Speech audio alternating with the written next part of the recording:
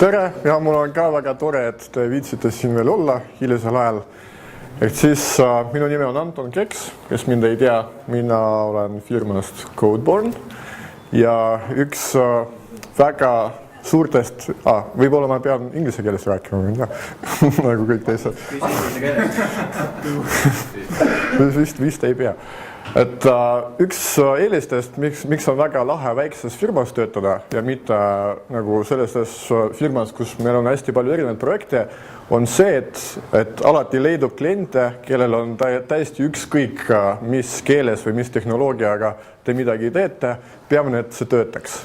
Ehk siis just tänu sellele mul oli võimalus progeda ja kasutada seda Node.js-i. Ma siin DevClubis olen ka küsinud mitu korda, et äkki keegi, kes on proovinud seda, tuleks ja räägiks, et nagu nii põnev tundub uus asi.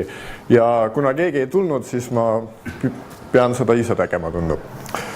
Node.js on nüüd hästi vana tegelikult, ta ei ole enam nii uus. Kui me vaadame Google Trendsi, siin kuidagi see graafik väga hästi ei zoomi, aga umbes nagu 2009 lõpust see tekkis ja nagu näha, populaarsus tegelikult kasvab kogu aeg. Et enam väga ei saa tegelikult öelda, et see Node.js on nii uus ja seda ei ole safe kasutada. Et tegelikult on päris mitu major versiooni see projekt on läbinud. Kõik need Node'i versioonid, nad algavad nulliga, nagu näiteks eelmine oli 0,4, mida ma põhiliselt olen kasutanud, praeguseks on 0,6 on väljas. Nagu teate, et kõik versioonid, mis nulliga algavad, on production ready ja stable. No, nende puhul kindlasti see teine number peale nulli on major versioon ja lihtsalt need mõned tüübid on vähem või rohkem tegelikult lihtsalt ülbed, et kuidas neid versiooni anda enda projektile. Et siis, kes teist on juba Node.js-ist kuulnud midagi? Praegu pooled, ainult pooled. Mina eeldasin, et kõik tõstavad kätt. Okei, kes teist on midagi teinud Node.js-ist? Kes teist, Hello World loeb, jah? Ja kes teist on mingit toodangu asja on teinud Node.js-is? Okei, kaks kätt. Väga lahe. Siis võib-olla te saate mind parandada, kui ma mingit jama räägin. Minu arust on 4 on Node.js-iga väljas 0.7 või 0.8. 0.6.11 on viimane. Eile ta kontrollisin. Aga hilisemad on ka väljas. Muidugi. Ma mõtlen stable'it. Ehk siis, mis asi on Node.js? Node.js on sisuliselt server-side JavaScript. Ehk siis ta lubab meil seda sama keelt, mida me oleme aastaid kasutanud juba kliendi poolel, kasutada ka serveri poolel. Ehk siis üks keel. Nagu esialgu tundub väga hea mõte. Siin on mul üks quote, mis oli võetud Node.js-i saidilt ja nüüd on see sealt ära võetud. Siis kui 0,6 versioon välja tuli. Aga siin on väga huvitav, et nende nagu endine eesmärk oli selline, et less than expert programmers are able to develop fast systems. Ehk siis nende point on selline, et see peab olema lihtne. See on lihtsam kui mingi Javas või isegi võib-olla PHP-s progeda. Ja kuna tänapäeval JavaScripti peab nagunii progema, siis tegelikult see nagu make sensi, et ainult ühes keeles kirjutada. Muidugi keegi meist ei ütle, et me oleme nagu less than expert programmers, aga samas see on selline nagu normaalne lubadus. Aga miks see nüüd ära võetud sealt? Sellepärast, et oli hästi palju kriitikat. Ma olen leidnud mingid blogposte, kus inimesed on kirjutanud, et need Node.js-i autorid on hullud ja nad ei saa aru, mida nad teevad ja nii edasi. Et mina sellega päris nõus ei ole, aga pointid olid ka huvitavad. Et tegelikult ja õige point on see, et less than expert programmer, ta ei suuda ükskõik, mis see tehnoloogia oleks, ta ei suuda midagi normaalselt teha. Aga õige point on siin selles, et tegelikult see on lihtne kirjutada sihukest programmi, mis võib-olla ei deadlocki vähemalt. Sellest kohe räägin lähemalt. Et siis Node.js on kõigepealt server-side JavaScript, ta kasutab Google'i V8 JavaScripti mootorit, et siis see tähendab seda, et Node.js-is on olemas kõik JavaScripti feature'd, mida Internet Exploreris pole. Et siis tegelikult ta on enam-vähem nagu natuke parem JavaScript, et näiteks seal on massiividel on for each meetod ja nagu sellised nagu kõige uuemad feature'd on seal sees. Nüüd loomulikult Node.js pakub ka repli, nagu kõik modernsed arendusvahendid või tehnoloogiad või frameworkid, et kus saab katsetada. Et seda ma võin kohe näidata. Kui teil on Node.js installitud, pane lihtsalt Node ja siin saab evalueerida JavaScripti samamoodi nagu kuskil, ma ei tea, Firebugis või Google Chrome'i developer konsoolis. Nüüd, et räägitakse, et üks plussides on see, et see on üks keel, nagu ma juba ütlesin. Sellega on mõned nüansid, et tegelikult mina olen pigem näinud seda, et mina ei saanud väga ära kasutada sama koodi mõlemal poolel, kliendil ja serveril. Lihtsalt sellepärast, et need on erinevad paradigmad, mida me progeme. Et siis kliendi poolel me pigem kirjutame mingit koodi, mis opereerib mingi DOM-iga ja mingid muudab seda nagu visuaalset värki.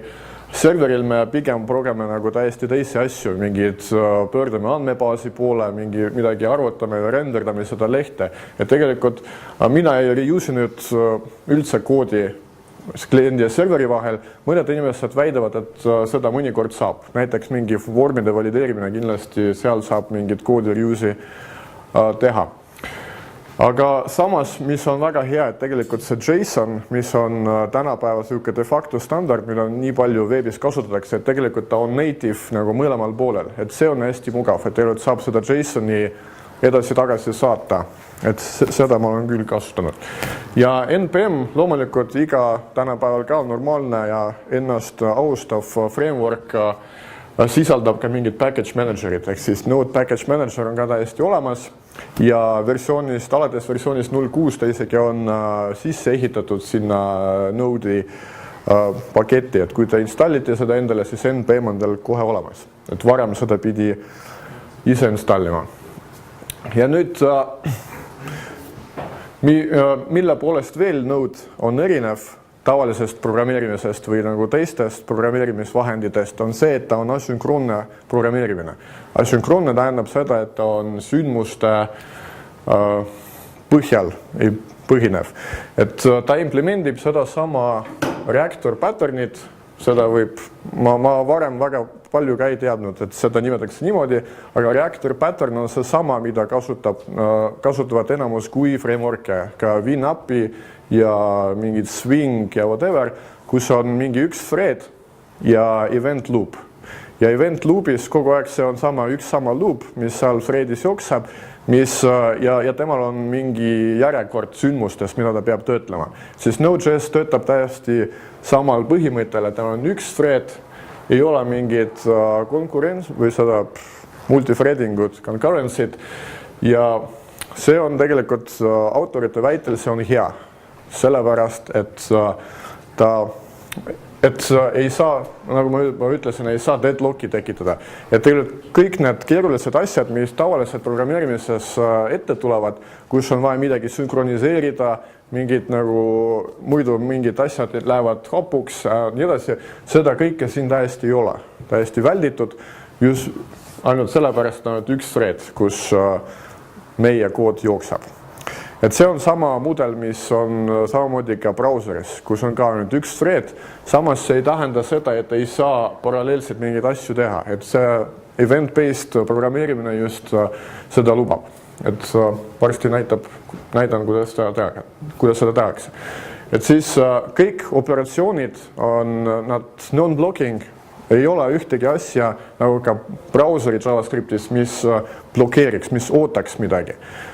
Ja see on just sellepärast, et mitte seda ühe threadi kinni panna. Et kui te näiteks tahate failist midagi lugeda, siis te käivitate seda käsu, et näiteks read, ja siis te peate alati andma oma callbacki sinna ja siis, kui see lugemine on lõppenud, siis see event loop kutsub teie callbacki välja ja siis te saate andmeid kätte. Ja sellel ajal, kui see üks thread ootab, kuni kõvakettas seal pöörleb ja leiab õiget koha ja nii edasi, ta saab töödelda teisi requeste. Et tegelikult nagu kõik toimub ühes threadis, aga kõik nagu on niimoodi, et mitte midagi sünkroonselt ei juhtu, kõik on asünkroonne, et te alati midagi küsite ja siis te saate vastuse lihtsalt hiljem. See loomulikult, see on ühes küljes hea, ma varsti näitan, kuidas tegelikult see performib ka tegelikult üllatavalt hästi, aga sellel on see puudus, et kirjutama oma koodi peab täiesti teistmoodi, et see on omad patternid ja see siuke nagu imperative programmeerimisstiil siin väga hästi ei toimi. Samas sellel on üks thread, sellel on ka mõned puudused, et Node.js performib väga hästi siis, kui teil on siuke rakendus, nagu tavaline veebirakendus, kes pigem nagu korjab kuskil andmeid kokku ja siis nagu väljastab, kes näiteks ootab andmebaasi taga, ootab failisüsteemi taga, ootab mingeid veel asju. Kui teil on vaja hästi palju arvutusi teha, siis Node.js ei sobi väga hästi, kuna ainult üks thread. Et kogu see põhimõte on selles, et te ei lukusta seda threadi pikemaks ajaks. Et ainult nagu teete oma asja kiiresti ja siis annate seda threadi või CPU aega tegelikult teistele asjadele, mis kõik toimuvad ka paralleelselt. Et siis, kuidas hakata kasutama seda, on väga lihtne. Kui te kasutate õige top-süsteemi, siis saab seda ühe reaga teha. Macis on see vist ei ole nii lihtne, seal on mingid DMG-d ja mingid keerulised asjad ja Windowsis mingid exe-d, MSI-d, mis ekstraktivad ennast. Aga igal juhul tänapäeval see on hästi lihtsaks tehtud ka igas op-süsteemis ja isegi Windowsi jaoks on native port on nüüd olemas, et varem seda ei olnud. Nüüd nad väidavad, et Windowsi jaoks on see ka tunitud ja Windowsis ka töötab hästi. Et siis siin ei ole õnneks mingid generaatorid, mingid asju, mis teile mingid nagu keerukust oksandavad failisüsteemi kohe. Ja siin on kõik väga lihtne, et te teete ühe faili valmis ja panete seda käima. Et ja peale seda Ubuntu saab NPN-i niimoodi eraldi installida ja siis NPN-iga saab installida ka neid lisamooduleid, mida teie tarkvara vajab. Et seda ma kohe ka näitan, kuidas see käib. Nüüd Hello World, kuidas välja näeb Node.js-is, on meie vana tuttav loom, console log, töötab väga hästi, et saab kirjutada. Kui proovida teist väga head looma käivitada näiteks, siis seda kahjuks ei ole, aga seda väga vaja ka ei ole. Et siis console log töötab. Nüüd, kuna enamus inimesed, nad loomulikult Node'is tegelikult saab kirjutada ka mitte üldse nagu veebiga seotud asju. Et ta on nagu täiesti nagu general purpose JavaScript interpretaator, mis tegelikult on hästi ka nagu tunitud tänu Google'i JavaScripti mootorile. Aga niimoodi tehakse siis veebiserverid. Et seda siis ma kohe demon. Et Node.js, ma ei tea, kas kõik teist teavad sellist asja nagu CommonJS. CommonJS on selge, kuna nagu JavaScripti API tegelikult on hästi vaene, et seal ei ole väga palju, kuna ta oli alguses mõeldud nagu siuke nagu kokku häkitud keel oli, siis tekkis siuke nagu ka community, seda nimetati CommonJS, kus mõned tüübid tulevad kokku mingidel mailing listidel, nad suhtlevad ja mõtlevad välja mingid spekke nagu JavaScripti jaoks, et millised nagu library'd, nagu sellised standardsed library'd võiksid olla. Et siis on olemas siuke spek nagu moodulite spek JavaScriptis ja Node.js loomulikult ta implementeerib neid mõned spekke, mis olid vist loogilised, mida implementeerida. Et siis, kuna JavaScriptis by default mingid package'id asju ei ole, nagu Javas näiteks, siis see moodulite aspekt näeb välja niimoodi. Et kui ma tahan mingit asja kasutada, siis ma kirjutan require. Ja see HTTP on näiteks, see on sisse ehitatud moodul, mis olemas Node.js-is. Nüüd, kui ma kirjutan HTTP, siis seal on mingid funktsioonid ja nii edasi, siis mida ma saan sellega teha? Ma saan serverit käivitada. HTTP-l on meetod, siin tegelikult isegi tab töötab, create server ja loomulikult, kui ma loon uue HTTP serveri, siis ma pean talle callback funktsiooni andma, mida ta kutsub välja siis, kui ühendus tuleb. Siis kirjutame, ta võtab 2 parameetri, request ja response. Ja nüüd kirjutame, et kui me saame seda requesti, siis me võime saata midagi. Näiteks tagasi ja siis, kuna see on event-based asi, siis me peame teada andma tegelikult sellele serverile, et millal see request ära lõpeb. Et siin ei ole sellist asja, et kui minu callback ära lõpeb, siis ta ei tea sellest midagi. Kuna kõik on asünkroonne, siis ma pean alati oma tegevuse lõpetamisel, ma pean frameworkile kõikidele teada andma, et ma olen lõpetanud. Et siis selleks on end meetod. Nüüd server on tehtud, nüüd ma panen serveri mingit porti kuulama.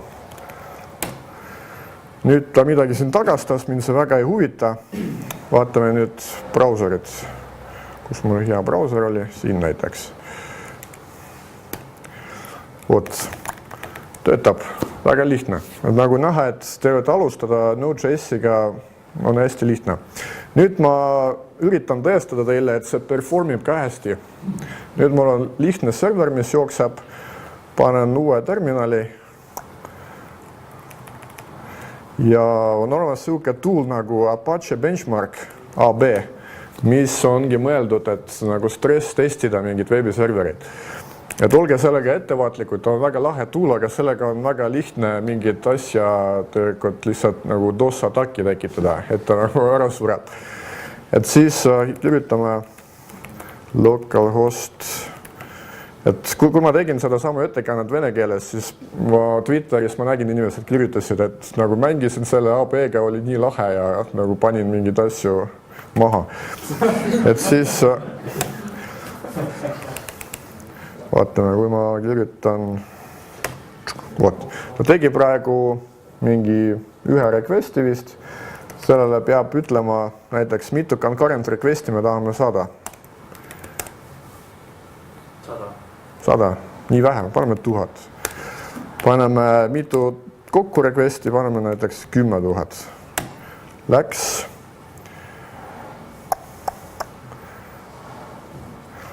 Ja nüüd on näha tegelikult, et performib päris normaalselt. Et 50% requestidest lõpetasid 70 millisekiga ja tegelikult tema üldine throughput, kus seda siin loeb, kuskil ma siin nägin. Transfer rate. See on transfer rate on kilobaitid, request per second on umbes peaaegu 2000. Tegelikult väga tihti ma saan siin palju suurema numbri ka. Praegu mul... See on single threadid asi, või sul vastuse tegemine näiteks ja mitte hello world, et nüüd on mingi 2 sekundit näiteks. Ja, vot selles asja ongi, et sõltub, mille peale need 2 sekundit lähevad. Et tegelikult, kui me vaatame neid 2 sekundit, tegelikult normaalne request ei tohiks 2 sekundit võtta. Loomulikult, kui ma 2 sekundit arvutan midagi, siis loomulikult teised requestid sellel ajal käia ei saa, siis on jama. Siis tegelikult selliste rakenduste jaoks Node.js ei sobi hästi ja selleks võib tegelikult Node.js 0.6 on olemas ka mingi clusteringu support, et saab mitu protsessi käima panna. Aga tavaline veebirakendus, mida ta teeb? Ta saab requesti, siis ta näeb, et siuke request, ta läheb andmebaasi. Näiteks andmebaas võtab mingi 0,5 sekki. Siis sellel ajal töödeldakse teisi requeste. Siis ta tuleb tagasi, ta vaatab, et midagi on veel vaja kuskil failisüsteemist, läheb jälle failisüsteemi ja kui need 2 seki, nad lähevad tegelikult enamus ajast, ta kulub kuskile mujale.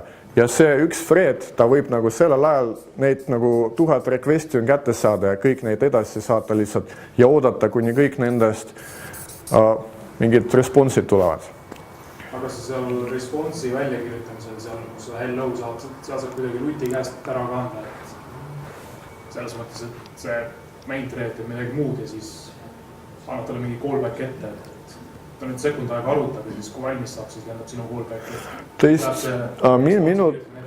Mina ei ole näinud sellest asja, et saaks eraldi threadisid spawnida. Saab eraldi protsessi käima panna, aga eraldi threadi ei saa. Et ta on single threaded ja tänu sellele ei pea midagi sünkroniseerima. Mul on 2 küsimust, et kui võrrelda näiteks mingi Java serveriga või .NET serveriga, kuidas siis joonist näeks välja seal ja siis kas te olete võrrelnud need samad näitajad nende samade serveritega? No näiteks Apache by default ainult 10 concurrent requesti toetab, et seda saab ümber konfidata rohkem configs. Näiteks üks performance probleem, ma olen reaalse toodanguprojekti teinud Node.js-iga ja mul oli performance probleem. See rakendus on selline, et on inimestele, kes õpivad inglise keelt, seal on mingi õpituba, sinna saab hästi mitu inimest korraga tulla ja nad seal ühte ja sama näiteks dokumenti nad saavad korraga kõik redigeerida ja iga klahvi vajutus tegelikult seda saadetakse serverile pärast kõikidele teistele laiali. Ja tegelikult seal traffic on päris suur, kui nad kõik taipivad samal ajal. See Node.js-iga, just Node.js jaoks on see ideaalne rakendus, kuna seal on hästi palju requeste, aga nad väga palju ei tee. Et nad lihtsalt nagu saadavad edasi tagasi andmeid ja see thread ise, ta ei pea väga palju tegema. Kui ma panin seda toodangusse, siis kui need kasutajad tuli piisavalt palju igalt poolt maailmast, Hiinast, Indiast, Venemaalt ja nii edasi, siis see hakkas lagima. Ja siis ma alguses mõtlesin, et see üks thread ei tööta ikkagi. Ja siis ma panin 4 näiteks protsessi käima Node.js-ist ja vaatasin, et ikka nagu ei aita, ikka nagu kõik lagib. Pärast tuli välja, et probleem oli selles, et ma panin Node.js-i Apache taha ja Apache oli see, kes lagis ja tegelikult ta ei jõudnud nagu Node.js-ile piisavalt kiiresti neid requeste edasi anda. Et tegelikult tänu sellele, et Node.js iga request, mis sisse tulev request Node.js-is, ta on hästi lightweight. Ta ainult genereerib ühe väikse eventi, siis ta käivitab olemas ja ta siis oma queue'sse lisab seda callbacki ja viimasel loopi iteratsioonil ta käivitab seda callbacki. Siis tegelikult see ei allokeeri mingit uut mälu või midagi sellist. Kui me näiteks Apaches või Javas või whatever kuskil teeme uue requesti, siis luuakse uus thread või võetakse seda thread pool'ist ja seal on hästi palju rohkem mingeid asju seotud selle requestiga. Et siin tänu sellele just ta suudab neid nii palju requeste samaaegselt handlida. Ja siin tegelikult Node.js jaoks on hästi okei, kui on 1000 requesti ja kõik nagu on tegelikult aktiivsed. Mingid long pollingud ja mingid sellised nagu interaktiivsed asja, kus on vaja datat edasi-tagasi saata kliendi ja serveri vahel, siis sellel juhul just see Node.js töötab väga hästi. Kuna need kõik requestid, kui isegi on 10 000 requesti on samaaegselt aktiivsed, siis tegelikult see ka ei võta mingit lihtsalt CPU-d ega mälu. See lihtsalt ainus piirang, et Node.js jaoks on vabade portide arv arvutis, mida on 65 000 ja sealt on 1024 on reserveeritud. Veel küsimus? Näiteks mida siis klassikaline server teeb selle? Klassikaline teeb niimoodi. Kui on 2 sekundit andmebaas, siis tegelikult samamoodi tuleb request sisse, siis ta läheb baasi ja ta sellel ajal tegelikult see thread on blokitud. Ta ei saa midagi muud teha, ta ootab, kuni tuleb siit vastus. Parallel thread pikk on olemas iga requesti. Jaa, loomulikult. Ja siis iga thread võtab rohkem mälu ja nii edasi. Et sellepärast neid ei saa. Näiteks see on suur probleem ja väga lihtne tegelikult, ma arvan, suvalist näiteks ka Java nagu serverit lihtsalt maha panna niimoodi, et te teete sinna nagu 1000 samaaegset requesti, mida te ei pane kinni näiteks. Te lihtsalt võtate connecti lahti, saadate mingit pooliku requesti, siis selle jaoks võib-olla ta eraldab neid threade juba ja siis kui tema thread pool saab täis, ja tavaliselt see thread pool'i suurus ei ole nii suur, ta on ikkagi kümnetes, mitte ja kui on mitu serverit, siis on sadades, mitte tuhandetes, et saab väga lihtsalt kõik need threadid kinni panna. Et Node.js-iga seda ei juhtu, et seal see üks thread, iga request, kui ta tuleb, siis ta nagu saab see sama thread veel uusi requesti toedelda nii kaua, kui vanad requestid midagi ootavad. Tõestav süsteemidel on need administratiivsed kuulud, nagu suured mälu ja nii edasi. Jah. No sajas asutajaga see ei tasugi ära, jah, et see salateed jooksevad ära, et ära või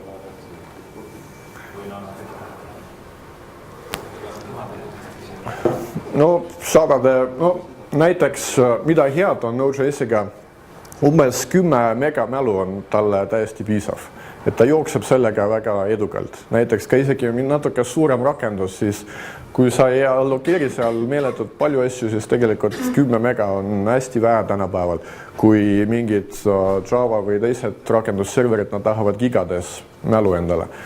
Et see tegelikult on väga suur vahe, eriti ta võib joosta väga vabalt mingis kõige odavamas Zone E VPS-is väga edukalt.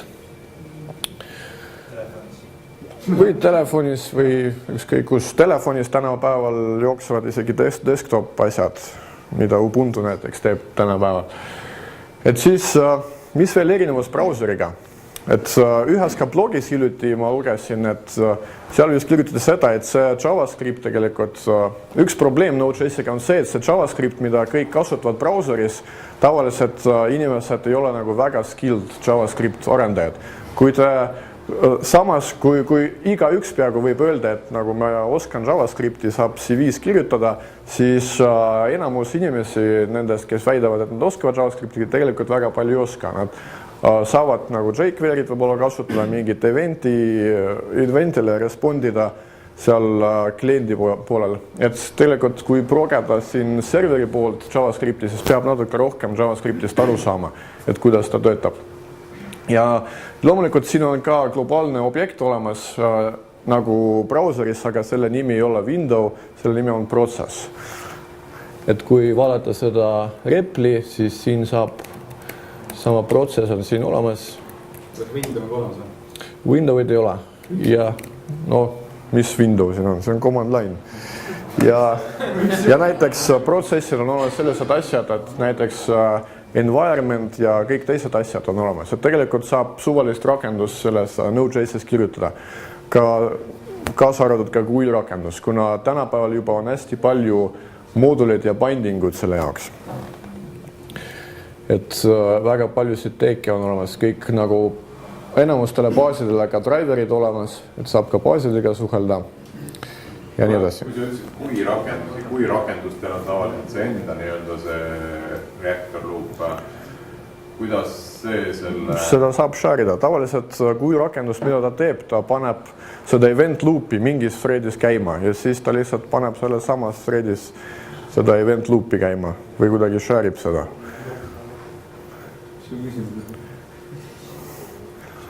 Et siis... Elamus kui frameworkidel või kui mootor... No Swing Javas näiteks, ta ise paneb enda eraldi threadi käima.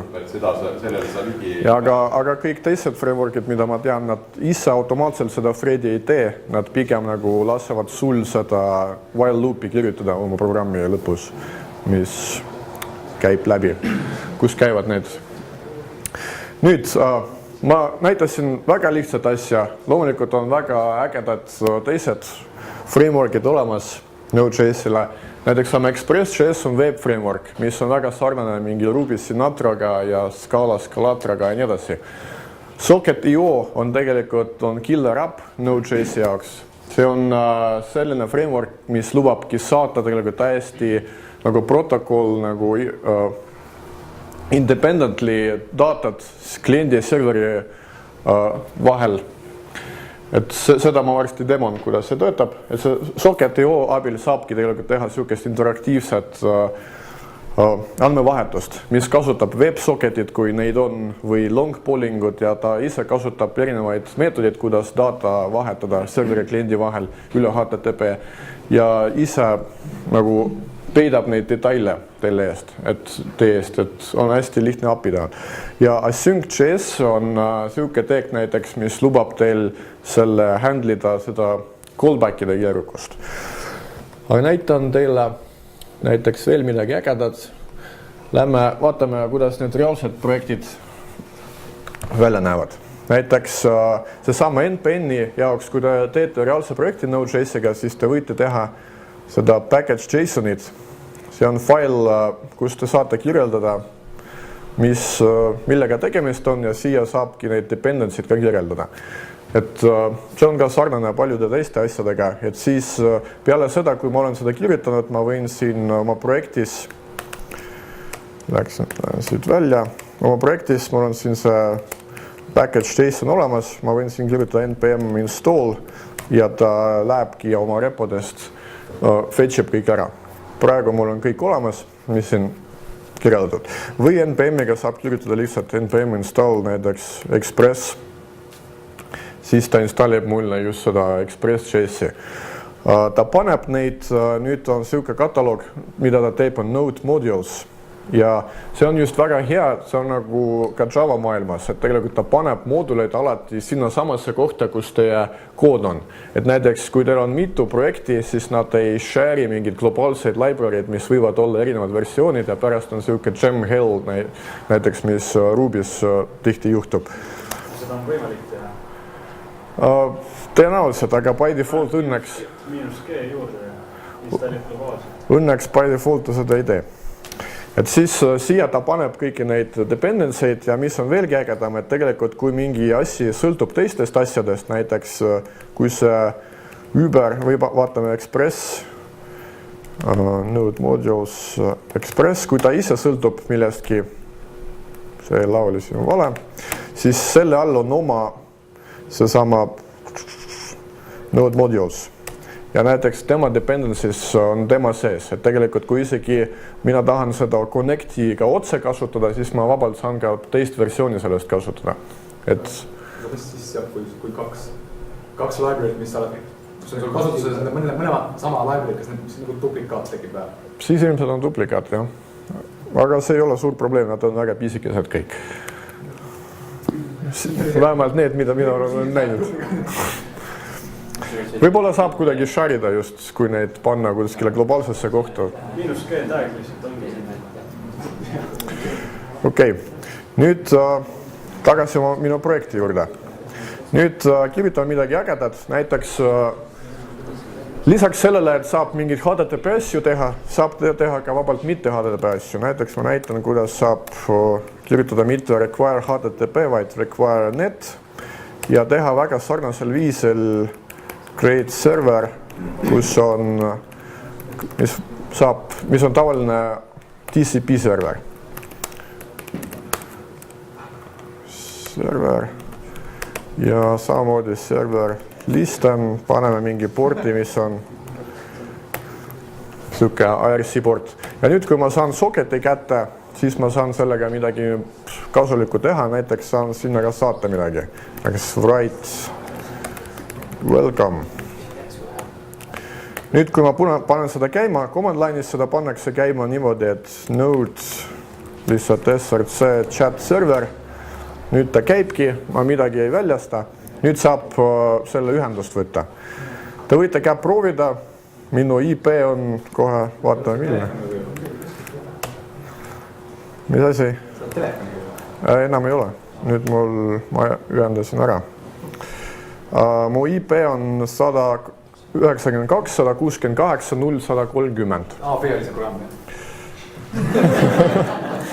Sa võid proovida praegu, aga ma seda küll ei karda. No, ma ei tea, kas te olete Telneti või Netcati sõbrad. See ei ole praegu HTTP, see on tavaline TCP. Võtan ühendust, port on vale, 6667. Nüüd ma saangi enda welcome'i.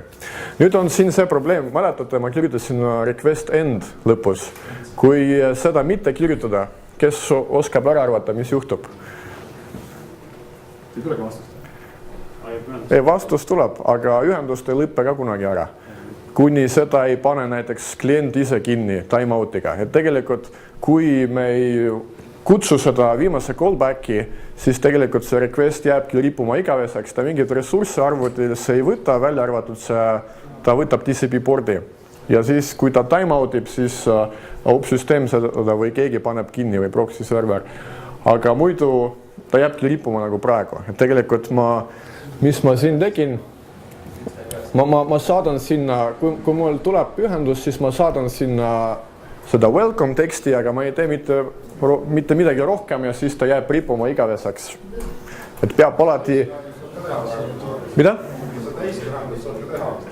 Millist ühendust? Jaa, loomulikult. Et see ei ole ka probleem. Ma arvan, keegi äkki tegi juba. Sina tegid? Said welcome? Okei, usaldame Andrit, et saab. Et nüüd ma natuke cheatin, et aega liiga palju ei läheks. Mul on siin natuke koodi juba kirjutatud, et siis kuidas see edasi käib. Näiteks siin saab, ma siin jätan meelde kõik need soketid, mis tulevad selle juurde, minu juurde. Panen neid array'sse ja siis loomulikult ma võtan neid array'st ära, siis kui tekib soketil end event, kui ühendus lõpeb ära, siis ma tahan ära unustada sellest kliendist ja siis, kui tuleb data minu kätte selle soketi käest, see on ka event, mida soket annab, siis ma käin kõik need soketid läbi ja saadan neile seda sama data, et siis chat server sisuliselt on valmis. Kohe panen käima. See ei ole nii lihtne siin. Siin aknas. Ja nüüd panen uuesti käima. Nüüd kõik saavad ühendada. Aadress on siin samas ekraanil, juba keegi hakkas kirjutama. Mina saan kirjutada ka. Praegu loomulikult ma saadan ka endale seda message'it, aga nüüd kõik, kes viitsivad, võivad siia telnetida. Nagu näete, tegelikult on hästi lihtne kogu see värk. No jätame inimesi chatima. Nendel, kellel on igav, nad võivad. Aga mina näitan teile edasi, kuidas nüüd päris veebirakenduse sellega teha. Et selle jaoks ma kasutaks seda Express frameworki. See Expressiga see käib samamoodi. HTTP asemel ma require'in Express mooduli. Express moodulil ma create'in serveri. Siin ma callback ei anna kohe sellele create serverile, aga ma hakkan neid regama samamoodi nagu Sinatras, et igat requesti näiteks get saan kirjutada app.post ja kõik neid. Ja nüüd siia tuleb ka request ja response ja mis on tegelikult JavaScript, mida juurde annab näiteks siia, et ma saan siia kirjutada et parameetrid näiteks, see on map, muidugi params, aga ma ei pea nagu teistes keeldes kirjutama midagi sellest, et ma võin kirjutada lihtsalt läbi punkti niimoodi, et kõik tuleb niimoodi lihtsalt mõnusalt kättesaadav, aga samas see on dünaamilisus, mis on ka miinus. Nüüd paneme seda serveri nüüd käima. Keegi siia pani juba mingi binary data. No, proovige buffer overflow teha midagi, äkki kellegi õnnestub. Siis ma ei pane seda serveri kinni, las ta jookseb, äkki keegi häkib sisse. Kuna tegelikult, kui ma Goikoga siia autoga sõitsin, siis Goiko Node.js-i kohta ka ütles, et tegelikult paljud ei julge seda toodengus kasutada, kuna veel ei tea, millised seal security bugid on. Võib-olla, aga ma ei tea, mina nagu nii paranoiline ei ole, et kui midagi leidub, ma arvan, siis seda parandatakse ka ära kiiresti. Kui ta juba on päris populaarne. Nüüd panen seda, Ideas on olemas tegelikult, mida ma eile avastasin tegelikult, et Ideas on olemas Node.js-i plugin, et saab otse siit neid Node'i rakendusi käivitada ja code complete enam-vähem töötab nii palju, kui dünaamilises keeles saab. Ja nüüd, kui ma võtan siit ühendust, nüüd tuleb hello undefined. Miks undefined? Sellepärast, et siin ma ootan seda user parameetri ja küsimärk, mis tähendab seda, et see on optional. Siis ma tahan siia kirjutada näiteks Anton ja töötab. Loomulikult niimoodi ka ei kirjutata veebirakendusi, et tavaliselt keegi ei taha hardcode'ida seda HTML-i siia ja tahetaks kasutada mingit templating engine'it ja nii edasi, et oleks kuulim. näitan ka seda. Mul on siin ka veel üks asi. Näiteks seda Expressi saab niimoodi ette valmistada, et siin on Expressis on hästi palju igasuguseid featuresid ja nagu Pythonis seda ka nimetatakse Django's middleware, et need on mingid lisaasjad, mis näiteks Express logger, ta logib näiteks requeste ja body parser näiteks ta oskab handlida neid post requeste, et ta saab requesti body'st need parameetrid ka välja võtta, et nad oleksid samamoodi kättesaadavad koodis. Ja mida veel see body parser ägedad võib teha, et ta saab tegelikult body'na saata JSON ja siis pärast oma request handleris, kui mul mingi request tuleb sisse, samamoodi niimoodi, siis ma saan seda rec body'na juba kasutada, et see juba, kui mulle body'sse saadeti JSON'in, siis tegelikult on mul kohe parsitud kujul kättesaadav. Väga mugav tegelikult seda datat edasi-tagasi saata kliendi ja serveri vahel. Just sellepärast tänapäeval hästi palju mobiilirakendustes kasutatakse Node.js-i just backendis. Et näiteks LinkedIni mobiilne app, ta on kirjutatud frontend on HTML5, mis on sama Androidis, iPhone'is ja backend on Node.js. Et niimoodi nad väidavad, et nad said nagu performance'i kõvasti ülesse. Nüüd, ja nüüd ma saan selle response variety asemel, nüüd ma saan kirjutada siin render, kui ma tahan template'i kasutada. Siin ma registreerin seda, et ma registreerin veel ühe mooduli, mida ma olen NPM-iga ära installinud, on Haml.js. Näiteks, kui ma tahan Hamli template'i kasutada. Kõik teavad, mis asi on Haml. Ma kohe näitan, jah. Et ta on Ruby maailmast tulnud, aga sellel on ka implementatsioone hästi palju. Ja ka JavaScripti jaoks. Ja nüüd ma ütlen, et mu default view engine, ma tahan, et oleks Haml. Siis kui ma ei kirjuta seda set view engine, siis ma pean siin template'i nimes kirjutama näiteks hello.haml. Kui mul on ta default, siis ma lihtsalt kirjutan hello. Ja nüüd ma saan siia mingi datat ka edasi anda, aga ma ei pea. See render, ta on juba see lõplik funktsioon, mis ütleb selle frameworkile, et request on ära lõppenud, siis ta seda tagastab kliendile. Nüüd läheme hello Hamlisse, kirjutame siia midagi sellist, et kasutame seda layout feature'd ka, et by default ta kasutab ka layoutit, et tavaliselt meil on ju mingi üldine layout veebisaitidel ja mingi nagu data, mida me igal lehel sinna juurde paneme. Et siin on see by default sisse lülitatud, siia saab loomulikult öelda, et ma ei taha seda layouti kasutada, aga tavaliselt tahan. Ja nüüd kirjutame Hamli, 3 küsimärgi ja 5 tähendab, et see on doc-type'i deklaratsioon. Nüüd see on selline lühendatud HTML ja nüüd HTML tagid lähevad selle protsendi prefiksiga, aga ma ei pea nagu kirjutama, avama seda tagi ja kinni panema. Ja nüüd panen body näiteks. Ja nagu Pythonis on asjad on lihtsalt indentiga määratud, mis asja on teise asja sees. Ja nüüd siia ma võin kirjutada hello. Vaatame, et see äkki töötab. Mul see ei käi hetkel. Panen käima. Ikka ei käi.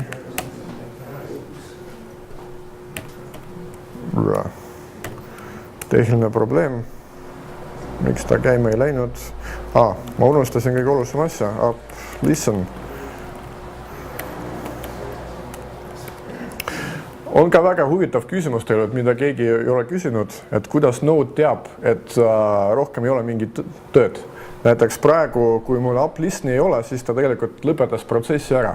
Kus ta teab, et rohkem mul ei ole mingid asünkroonsed asja kuskil jooksmas. Et kuidagi ta teab, aga tegelikult see on väga lihtne. Et kui event loop saab tühjaks, siis ta lõpetab protsessi ära. Et tavalises rakenduses on vähemalt üks mingi funktsioon callback on event loop'is olemas, näiteks see sama, mis ootab midagi vist või midagi sellist. Paneme käima. Nüüd tuligi ilus hello ja nüüd request logger siia logis midagi. ja nüüd loomulikult me tahame seda hello template'i renderdada, selleks ma kirjutan siia võrdub body. See body on see funktsioon, mida siis ette antakse. See on parameeter, mida ette antakse siis by default selle frameworki poolt ja siin ma saan juba kirjutada, mis sinna body'sse tuleb. Et siis siia võib kirjutada just mingi näiteks user või kirjutame siia hello plus user ja hüümärk. Ja nüüd, kui ma panen siia veel hüümärki, see on siis tähendab seda, et seda body't ei escape'ida, et sealt tuleb HTML, mida as is pannakse väljendisse. Vaatame, kas seda ta reloadib. Seda midagi siin juhtus. Vist oli selle võrdusmärgiga see. Sa mõtled siin või? Siin teavad mõni Hamli implementatsioon, ta seda tühiku lubab, teine ei luba. Wow. User is not defined, väga õige. Nüüd ma pean siia userit ka ette andma ja nad lähevad ka niimoodi JSONina siia, et user on mul request params user. Nüüd üks väike miinus Node.js-iga, et kui ma muudan koodis, ma pean restartima. Aga see restart võtab 1 sekund või 1 millisekundi, et see ei ole suur probleem tavaliselt. Nendele, kes tahavad pidevalt muuta koodi ja arenduses näha oma muudatusi, siis tegelikult on olemas mingi tool, mis detektib, kui mingi üks fail on muudetud, siis ta lihtsalt restardib automaatselt. Et kuna see käib nii kiiresti, siis seda ei märkagi. Olemas connection kukuvad ära, siis on ju. Ja. No kui sa ise arenduses seda kasutad, siis on okei. Kui sul on mingi keeruline näiteks, sa pead pärast navigeerima seda tagasi, mis oli. Siin on see teema, et kõik on stateless, mingit sessiooni ei ole, mis ära kaob ja siis ei ole mingit probleemi. Väga suured piirangud. Et sa oled samas kohas, kus enne. Mina ise sessiooni salvestan lihtsalt baasi. Mul on mingi võti, mis tuleb mulle cookie'st, ma kohe laadin, kes see user on baasist, selle cookie hashi järgi. Väga lihtne ja täiesti stateless, saab restartida 1000 korda ja kõik ikka töötab. See on mingi viigelt. Ja siin peab kirjutama sellist asja. Jälle restart. Ja töötab nüüd selle template'iga ka. Et siis nagu näete, kõik on nagu tore ja ilus ja miks mitte.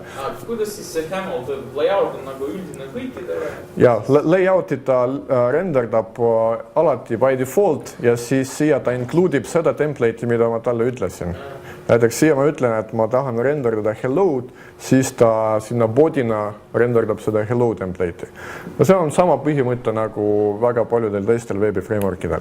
Aga kui sa selle useri omistamise asemel sellele kirjutad Eestis request params sinna, siis see peaks ka sobima, eks seda? Ma arvan küll, vaatame. Ei, võtta need loogelised ka ära ja võtta see poole neist ära. Õige, see peaks töötama. Proovime ära. See tegelikult hea point, mina selle peale ise ei tulnud. Töötab, jah. Et on siuke hästi lightweight ja väga mõnus. Enne, kui me ei hakka nagu mingit päris asja kirjutama. Nüüd ma näitan, kuidas baasiga suhtlemine käib näiteks. Veel küsimus. Template engine, kas on olemas juba Node.js mingi template engine, mis on enam-vähem sarnane HTML-iga, et saaks näiteks disaineri poolt? Jaa, loomulikult. Neid on hästi palju. Ma võin lahti teha see express.js.org vist. Ta seal kirjutab, et nad toetavad, see on mingi vale asi, Express. Et seal on olemas EJS. EJS on umbes sama asi nagu JSP.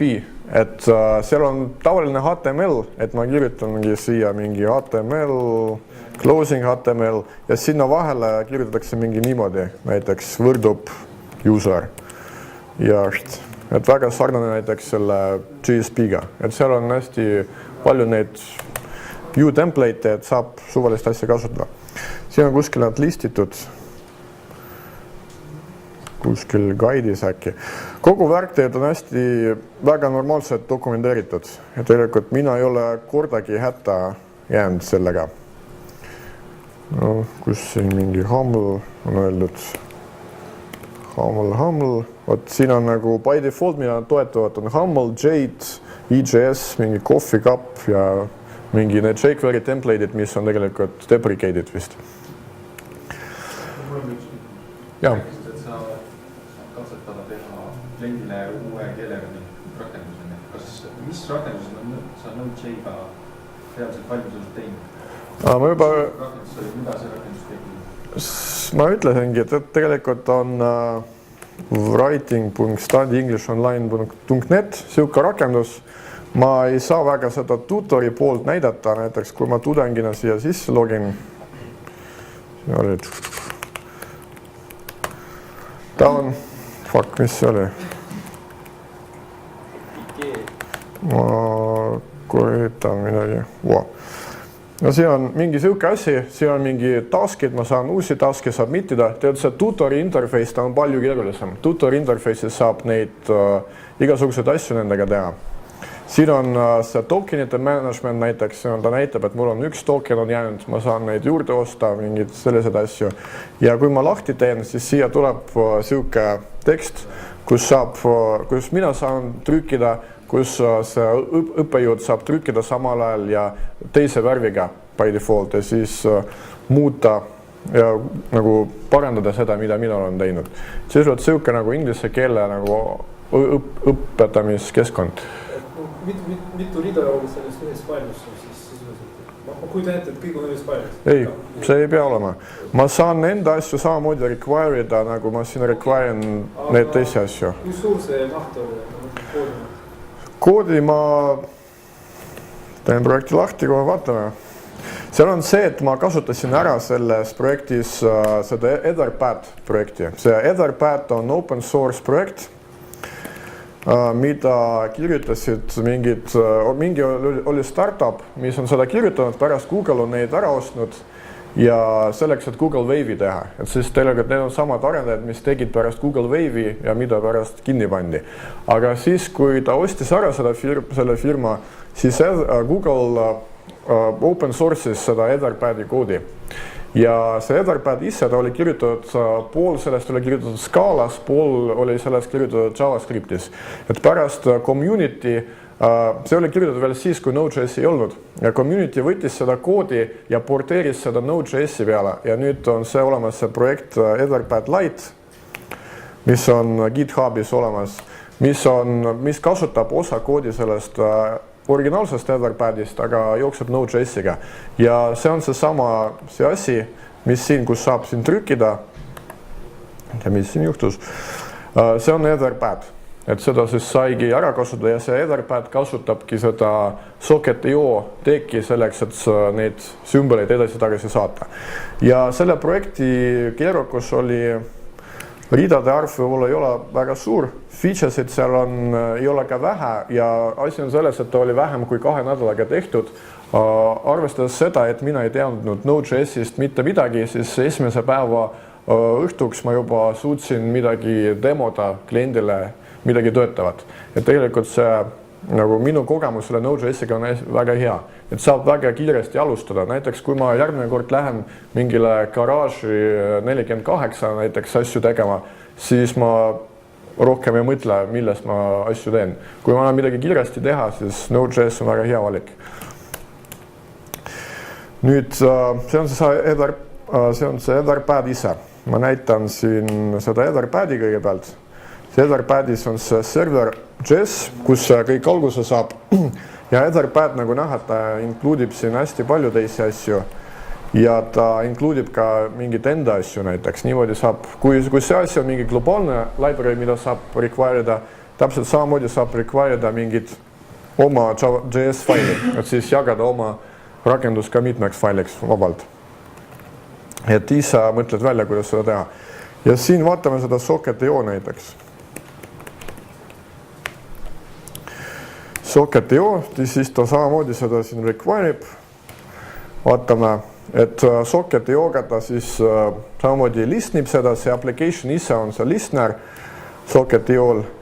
Okei, ja siin kuskil teises failis võib-olla on see handler. Ma näitan Socket.io saidi kiiresti, seal on väga lühike sample, kuidas Socket.io-d kasutada. näiteks niimoodi, et serveris ma lihtsalt require'in seda teki, ma kuulen mingil pordil, see socket on Express.js-iga ka integreeritud, et nad saavad samal pordil olla.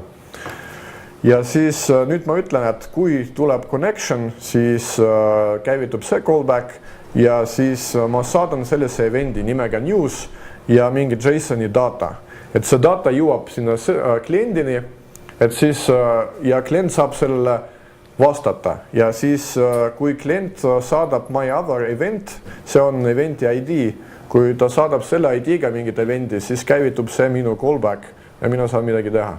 Ja klienti kood on samasugune, et brauseris samamoodi socket.js include'ime ja connectime mingi serveriga ja samamoodi kui tuleb news, siis käivitub see funktsioon, siis me logime ja võime tagasi saata mingit muud event'i.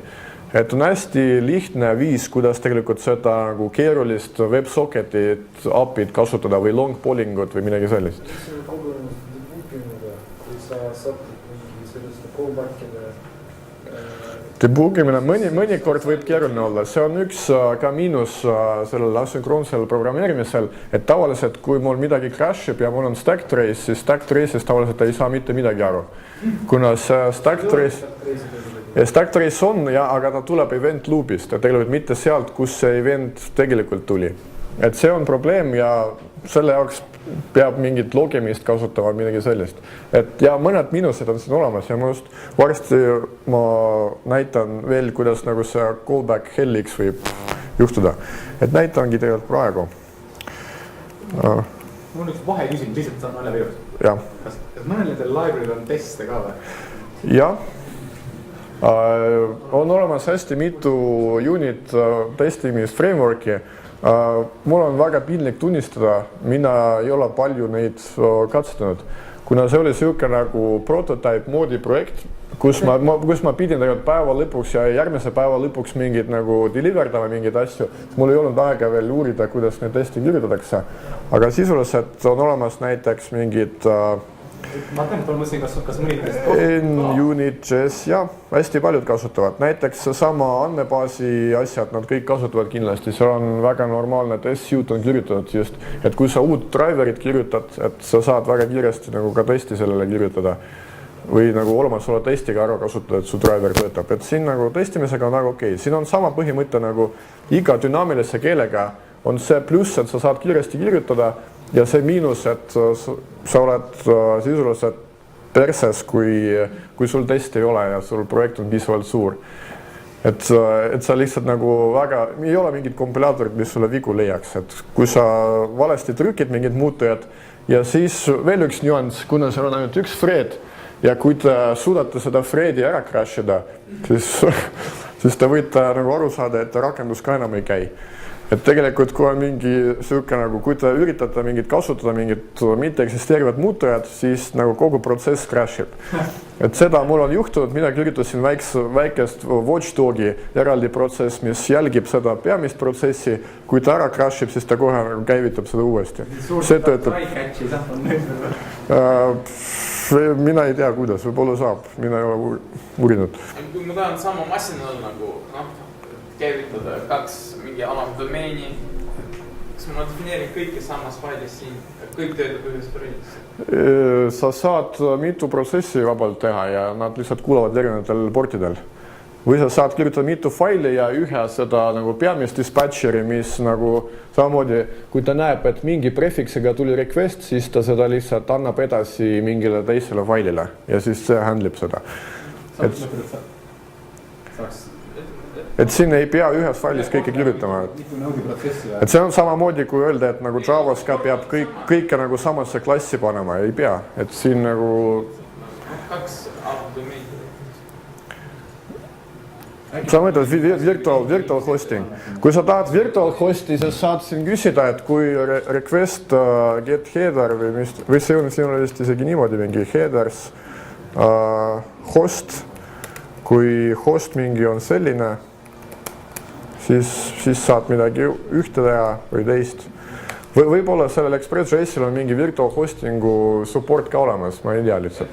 DNS suunab kõik nagu või noh, ja no sa saad, see on tavaline HTTP, et sa saad seda host header'i vaadata, millise domeeni jaoks request'i saadeti ja siis saad seda routida ise, kuidas iganes. Ma arvan, et Express ilmselt seal on kindlasti mingi middleware, mis seda teeb sinu jaoks. Kõik siin samas failis ja üks Fredis. Ja kõik samas Fredis, aga samas ma ütlen veel kord, sa saad klasteri ka kasutada, et sa paned nagu mitu protsessi käima samas masinas, siis sul on mitu Fredi. Lihtsalt mina ei näinud vajadust ja tegelikult ma arvasin, et mul on vajadus, aga reaalsuses ma ei vajanud seda veel selle projekti jaoks, mida ma olen teinud. Ja kas teised Node.js-i gurud, kas teie olete klasteringut kasutanud? Et üks Fred töötab enam okeilt ju. Vot, siuke vastus on. Ja nüüd näiteks, kui ma tahan baasi minna, mida cool'id seal on, need message'id kuidagi ei saa välja lülitada. Siuke asi.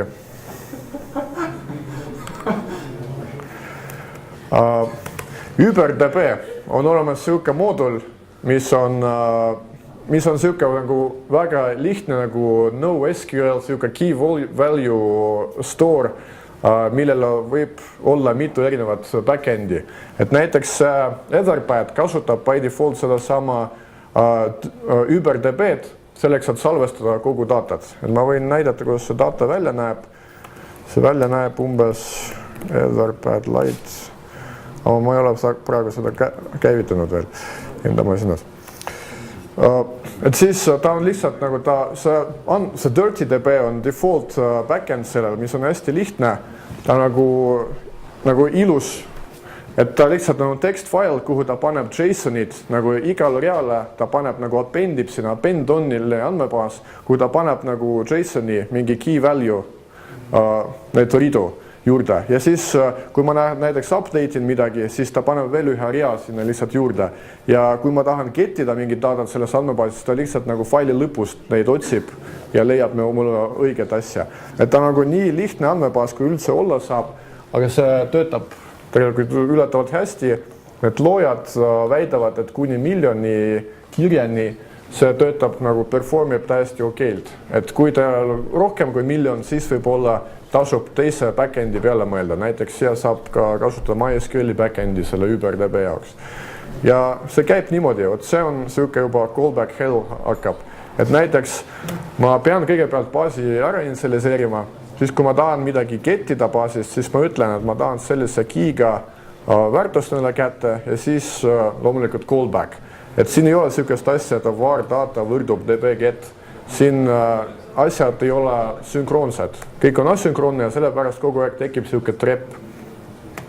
Ja siis siuke convention Node.js-is, et esimene parameeter on errorite jaoks ja teine parameeter on juba data. Et tegelikult reaalses koodis ma pean kontrollima if error, siis ma näiteks teen midagi muud. Kui ei ole errorit, siis data on olemas. Nüüd kui seda...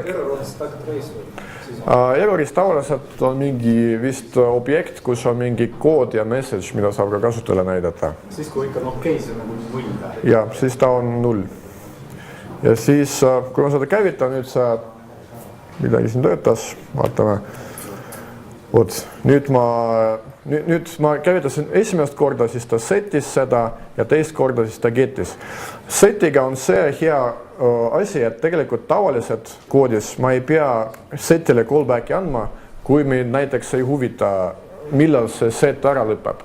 Ma lihtsalt nagu ütlen talle, et salvesta ära ja siis ma saan oma asjadega jätkata, lasta nagu kunagi lõpetab seda setimist. Mõnikord, kui mul on vaja, näiteks sellel juhul ma tahan seda baasi nagu puhtalt kinni panna, siis ma annan callbacki ka setile ja siis ma saan seda finitot siia kirjutada. Ja nüüd see baas näeb selline välja. Ongi selline, et ma 2 korda kirjutasin siia ja 2 korda siia appenditi 2 rida lihtsalt. Ja kui ma seda hello key asju loen, siis ta tagant otsib seda välja ja tagastab mulle seda JSON-i tagasi. Kas sellel baasil on mingi vahend, mis nagu puhustab seda baasi teisest otsast?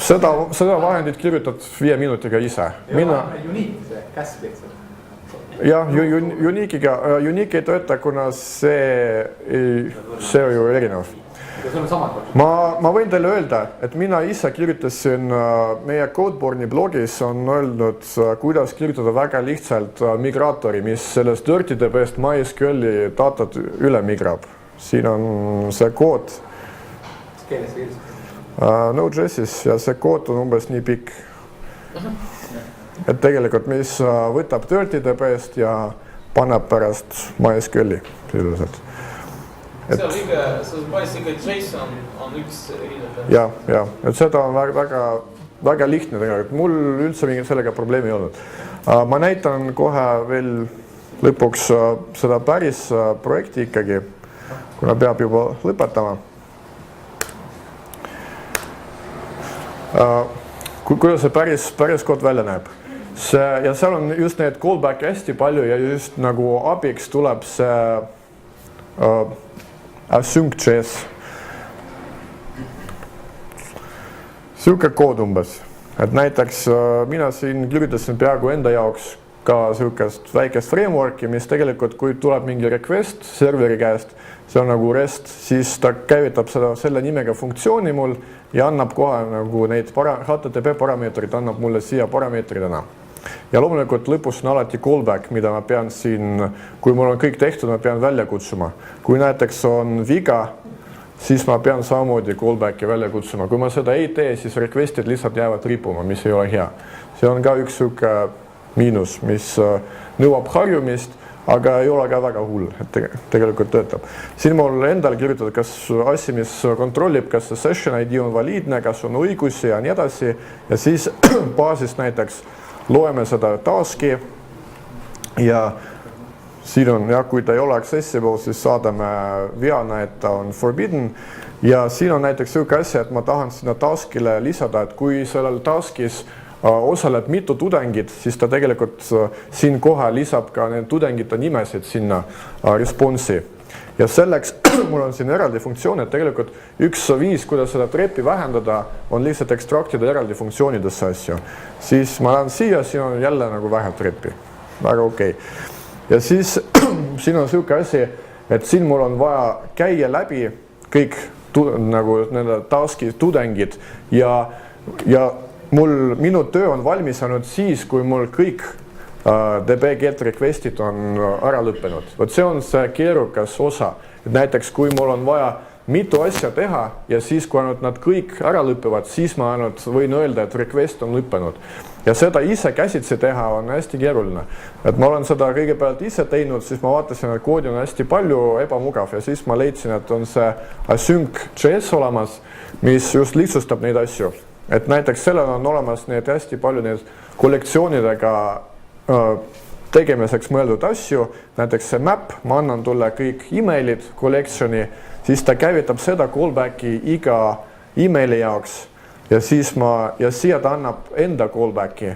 Siis kui mul see data on käes, siis ma käivitan selle asynci callbacki koos selle tudengi objektiga ja ainult kui nad kõik on lõppenud, kõik need callbackid on käivitatud, siis ta käivitab seda teist minu callbacki, kus ma saan kõik need tudengid juba collectionina, kogu laetud data tuleb siis mulle korraga peale seda. Ja siis ma saan nendega veel midagi teha, näiteks siin panen need name'id sinna ja siis ma käivitan seda callbacki, mis tagastab kogu response'i siis kliendile.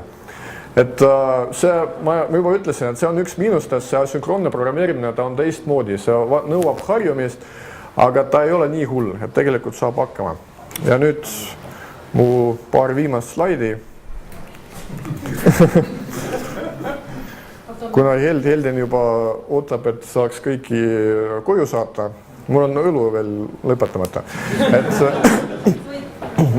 Et siis good news on see, et see keel tegelikult, et te vähemalt osaliselt seda keelt juba tunnete, et see ei ole nii keeruline nagu näiteks, kui te Ruby's ei ole kirjutanud, hakake Ruby's kirjutama. Et ikkagi on lihtsam alustada. See entry barrier on hästi madal. Productivity on väga hea. et ma olen need features'id deliverdanud features'id nagu mitu tükki päevas väga vabalt, et ei olnud niimoodi, et mingi feature võtab nagu terve päeva või nädal aega. Väga lightweight ja väga hea throughput, nagu me oleme näinud. Ja siis halvad asjad on see, et tegelikult et ei ole nagu nii nagu roosa see kõik, aga enam-vähem tegelikult see JSON-i reuse on päris hea. Callback'id on kõige suurem miinus, ma arvan, aga nendega jälle harjub ära ja peale Sync.js-i seal tegelikult on hästi palju neid asju olemas, mis lihtsustavad seda värki.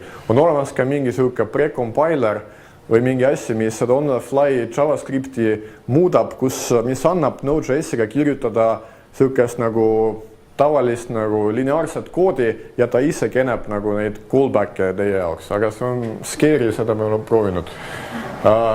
Not type safe, aga see ei ole ainult nagu Node.js-i või teiste asjade viga. No great IDE, see on nagu loomulikult see IDE on halvem kui näiteks Java IDE, aga IntelliJ on juba nagu good enough, et see code completion ja kõik asjad ja isegi ta normaalselt mulle näitab, mis funktsioonid mul on kasutatud, mis mul on kasutamata, et nagu tegelikult IDE on, ma juba ütleks, et väga okei. Ja loomulikult üks thread töötab hästi ainult siis, kui teil ei ole väga CPU intensive teie rakendus. Kui ta on CPU intensive, saab mitu seda klastrit kasutada, aga üldjuhul tegelikult veebirakendused nad ei ole CPU intensive, nad pigem ootavad data järgi. Et siis lõppsõna on selline, et kindlasti mängige sellega. Väga põnev, väga lihtne, kindlasti nagu saate oma silmaringi laiendada. See on väga hea prototüüpide jaoks ja väikeste projektide jaoks. Väga suurt projekti ma ise ei ole veel teinud, et ma ei julge veel rääkida, seda kommenteerida. Võib-olla ta sobib, aga siis peab olema väga suur rõhk loomulikult testimisele. Ja loomulikult see on nagu trendi ja ülilahe, et tegelikult tasub sellega mängida. See on siis kõik. Aitäh!